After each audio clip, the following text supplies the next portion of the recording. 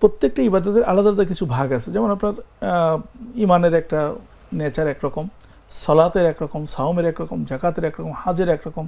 যেমন হাজ যেরকম ইন্টারন্যাশনাল একটা জায়গা, আবার সালাতটা ঠিক একটা কওমের সাথে সম্পর্ক, এরকম বিভিন্নভাবে সম্পৃক্ত করা হয়েছে।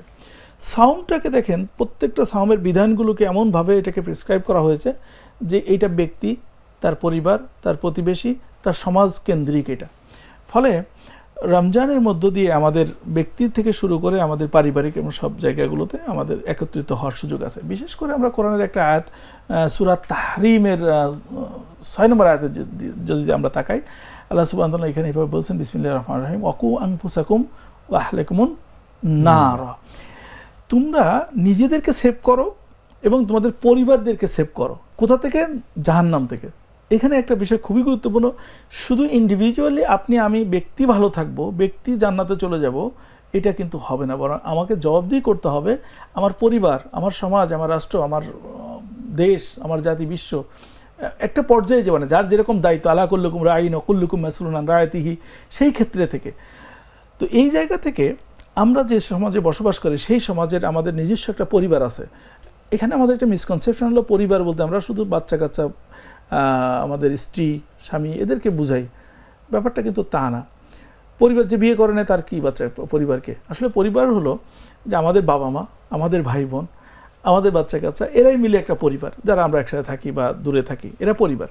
কিন্তু এই পরিবারের বাইরে আরেকটা, এই আহলুন শব্দের একটা ইয়ে আছে। আহল হলো যারা আপনারা একসাথে থাকেন, একসাথে চলেন, একসাথে কাজ করেন। যেমন আপনি একটা অফিসে কাজ করেন, অফিসে আপনি বস, অফিসে যারা আছে এরা আপনার এখানকার পরিবার।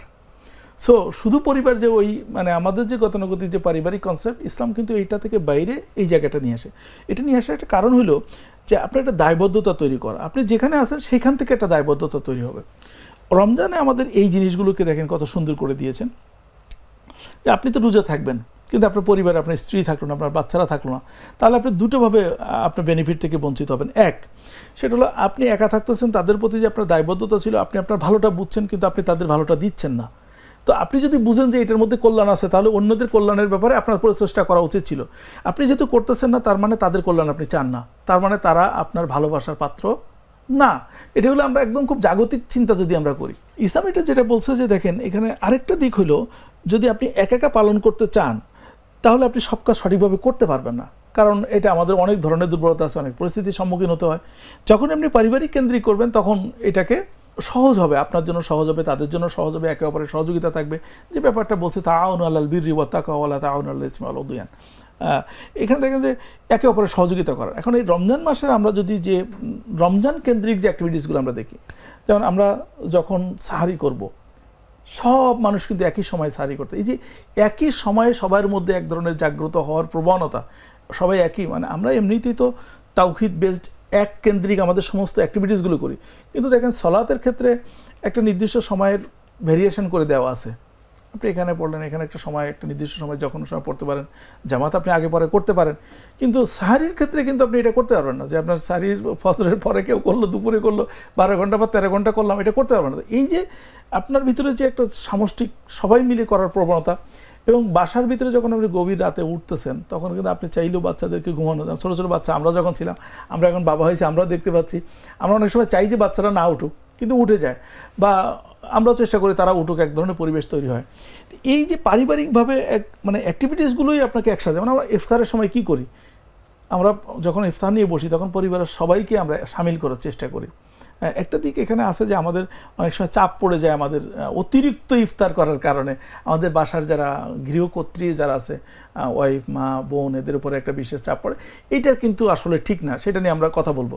তো এই যে আমরা সবাই একসাথে ইফতার করছি, সবাই একসাথে আমরা নামাজ পড়তেছি, সবাই একসাথে সাহারি করতেছি, সবাই একসাথে রোজা, এই প্রবণতাটা আমাদের মধ্যে এক ধরনের সমতা যেমন নিয়ে আসে, বন্ধন তৈরি করে, দায়বদ্ধতা তৈরি করে। এটা হলো পরিবারের দিক থেকে। আমার একটা স্মার্ট সিদ্ধান্তে 25% গ্যাসের খরচ কমেছে। ভাবছেন কিভাবে? সাধারণ গ্যাস স্টোভ বদলে আমি এনেছি আরএফএল গ্যাস স্টোভ। এর সাইন্টিফিক নজল ও ব্রাস বার্নার ক্যাপ সমানভাবে তাপ ছড়িয়ে রান্না করে দ্রুত, তাই গ্যাসও বাঁচায় 25%, টাকাও বাঁচে 25%। আরএফএল গ্যাস স্টোভ নিরাপদ ও গ্যাস সাশ্রয়ী।